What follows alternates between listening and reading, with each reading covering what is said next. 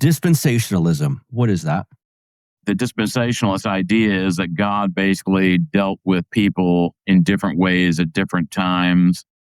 And so even in the New Testament period, the covenant of grace begins with Christ's death.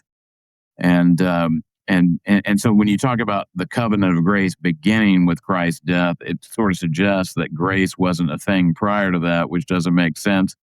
But there's all these other dispensations.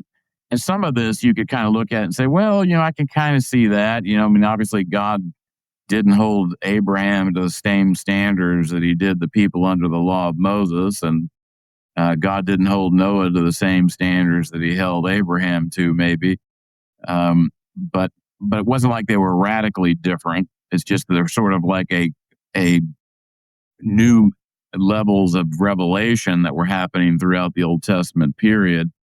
But the real problem with dispensationalism is this idea that the Old Covenant is still an ongoing thing and that Jews can continue to observe the law of Moses, not embrace Christ, and somehow still have a good relationship with God, and that's all okay. So that's where it really goes off the rails.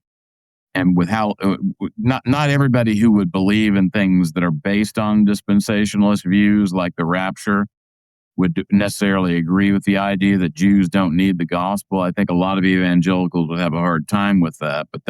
But they do embrace views that came out of these teachings that definitely affirmed those things.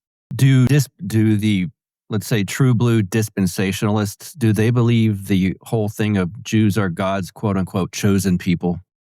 Yeah, they definitely believe that. And the whole idea that, those that bless them will be blessed and those that curse them will be cursed is a big thing that they push. And so they regularly beat the drum about how if the United States doesn't support Israel, then God's going to remove his blessing from this country and that it's going to go bad for us.